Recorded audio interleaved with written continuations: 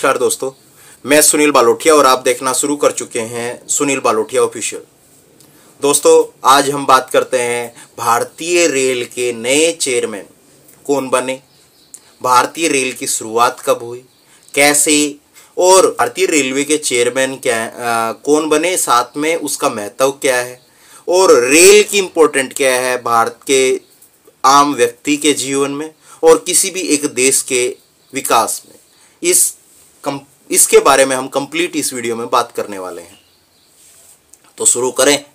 भारतीय रेल की शुरुआत 1853 में मुंबई से ठाणे के बीच हुई। भारत का इतिहास आज से नहीं, भारतीय रेल का इतिहास आज से नहीं, काफ़ी पुराना है और ये बहुत लंबे समय से चलता आ रहा है। जैसे जैसे क्योंकि अंग्रेज जब भारत में थे तो वो क्या करते थे, अंग्रेज भारत आए तो कुछ बुराइयां थी तो कुछ अच्छाइयां भी थी। कहते हैं ना, सिक्के के दो पहलू होते हैं। ठीक वैसे ही अंग्रेजों ने अपने फायदे के लिए भारतीय रेल, उन्होंने एक रेलवे का विकास किया था और वही रेल आगे चल करके हिंदुस्तान के लिए एक वरदान साबित हुई। चाहे वो माल ढुलाई हो, आप में से बहुत सारे व्यक्ति एक स्थान से दूसरे स्थान पे देश के किसी भी कोने में जाना हो, हर रोज जाते हैं रेल के माध्यम से, क्योंकि रेल सस्ता भी है, टिकाऊ भी है। साथ में सबसे मेन चीज, टाइम के अकॉर्डिंग पहुंच जाती है। हो सकता है कुछ ट्रेनें लेट हों, लेकिन मैक्सिमम टाइम पर ट्रेनें टाइम पर पहुंचा देती हैं अपने गंतव्य स्थान तक।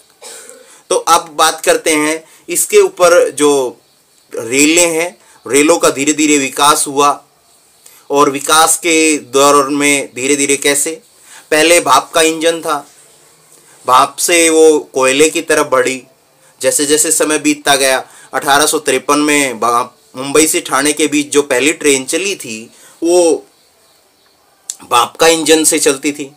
फिर समय की मांग आई और जैसे जैसे टेक्नोलॉजी का डेवलपमेंट हुआ तो कोयले से चलने लगा। कोयले के बाद इलेक्ट्रिक आए, डीजल इंजन आए, डीजल इंजनों का विकास हुआ जिससे पोल्यूशन कम हुआ। फिर धीरे धीरे करते अब इलेक्ट्रिक इंजन आए हुए हैं और उनकी दक्षता और उनकी स्पीड, बाहर ले जाने लाने की कैपेसिटी, इन सब में परिवर्तन होता रहा समय के अकॉर्डिंग। और तो उसी रेलवे, क्योंकि रेल एक हिंदुस्तान का ऐसा अभिन्न अंग है, क्योंकि आप किसी भी हिंदुस्तानी नहीं, किसी भी देश की एक कल्पना नहीं कर सकते कि रेल के परिवहन के बगैर उस देश में विकास हो सकता है। तो रेल के जो रखरखाव जो है वो धीरे धीरे बढ़ता रहा और उसी में उसका सबसे मेन जो रोल होता है वो होता है चेयरमैन, सीईओ। अब बात करते हैं कि सीईओ कौन है, कौन बदलने वाले हैं। तो भारतीय रेल के जो सीईओ हैं, नए जो सीईओ बनने वाले हैं वो सतीश कुमार जी हैं। मौजूदा सीईओ जया वर्मा सिन्हा की जगह सतीश कुमार लेने वाले हैं। 31 अगस्त को जया वर्मा अपना कार्यकाल समाप्त करने वाली हैं, क्योंकि भारतीय रेल के अंदर जो सीईओ होता है उसका कार्यकाल 1 साल के लिए होता है। तो 31 तारीख को अपना कार्यकाल समाप्त करेंगी और क्योंकि आने वाली जो कोई भी एसएससी हो या कोई भी परीक्षा हो, हर एक परीक्षा के अंदर पूछा जाने वाला क्वेश्चन होगा कि भारतीय रेल के नए सीईओ यानी चेयरमैन कौन है। तो कौन होंगे, सतीश कुमार जो नए सीईओ होंगे और ये किसकी जगह लेने वाले हैं। ये भी कई बार रेलवे के जो परीक्षा होती हैं या जो एसएससी हैं, चाहे वो छोटी हो बड़ी हो, यूपीएससी हैं, हर एक में पूछा जाने वाला क्वेश्चन होगा। तो जया वर्मा सिन्हा की जगह ये लेने वाले हैं। अब बात कर लेते हैं सतीश कुमार के बारे में। कुमार जी ने Indian railway service of mechanical हैं। ये 1986 बैच के अधिकारी हैं। इन्होंने भारतीय रेलवे के अंदर 34 साल अपनी सेवाएं दी हैं। इनका लंबा कार्यकाल, एक शानदार कार्यकाल रहा है। वह अपना कार्यभार 1 सितंबर यानी 31 तारीख को वो रिटायर होंगी, तो 1 सितंबर से अपना कार्यभार संभालेंगे सतीश कुमार जी, नए चेयरमैन सीईओ बनेंगे। और 1 साल के लिए रहेंगे। उन्होंने प्रतिष्ठित Malviya national institute of technology, ये कहाँ पे है, जयपुर, जिसके से इन्होंने बीटेक की, और बीटेक करके इन्होंने बीटेक की डिग्री हासिल की। उसके बाद इग्नू, इंदिरा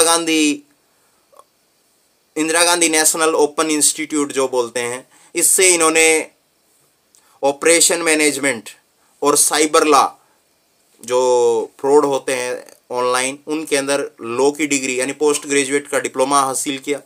उसके बाद इन्होंने पूर्वोत्तर रेलवे, जिसको गोरखपुर और पटियाला लोको पायलट में इन्होंने काम किया, महत्वपूर्ण योजनाओं में काम किया।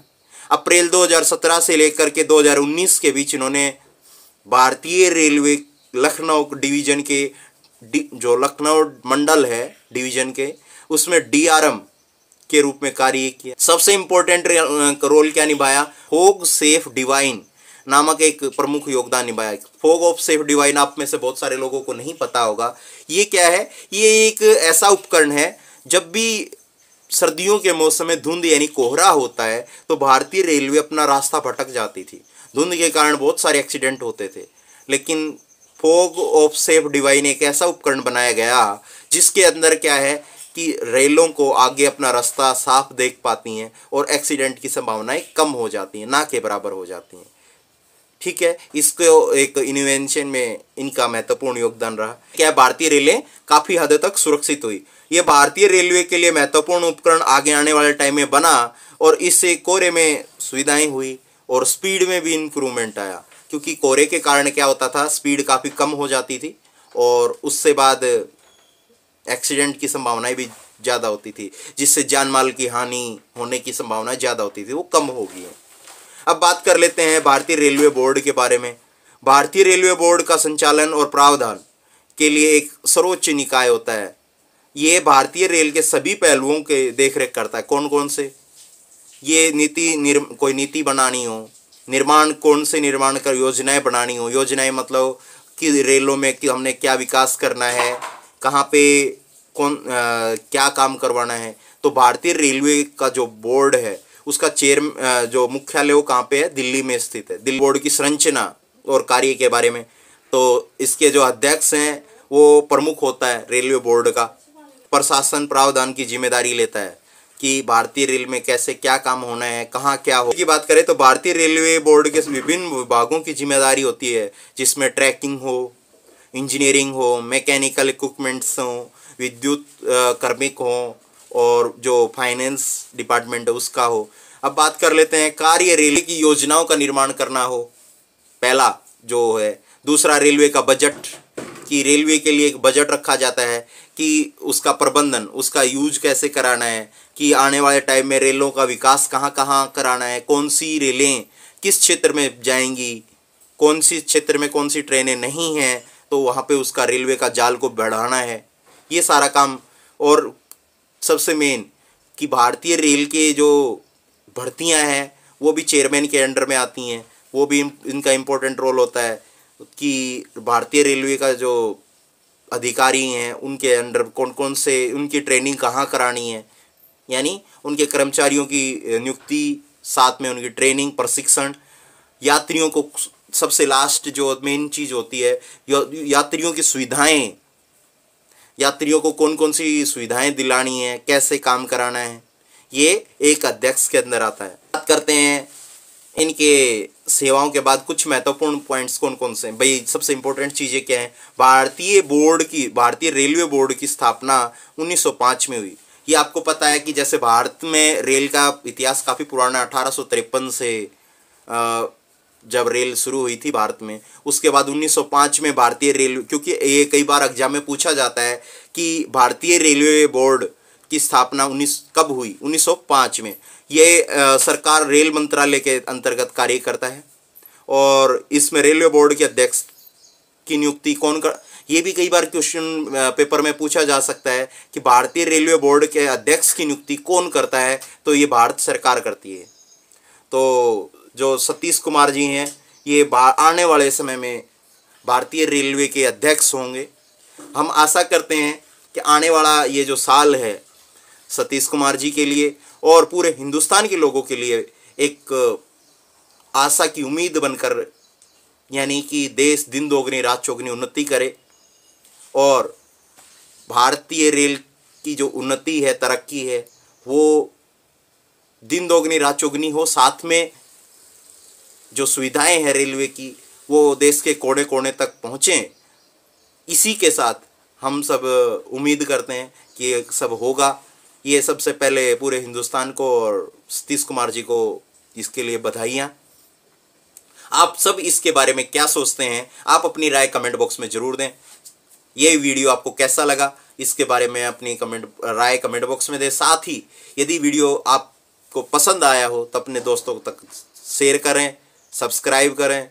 अपना कीमती समय देने के लिए बहुत बहुत धन्यवाद।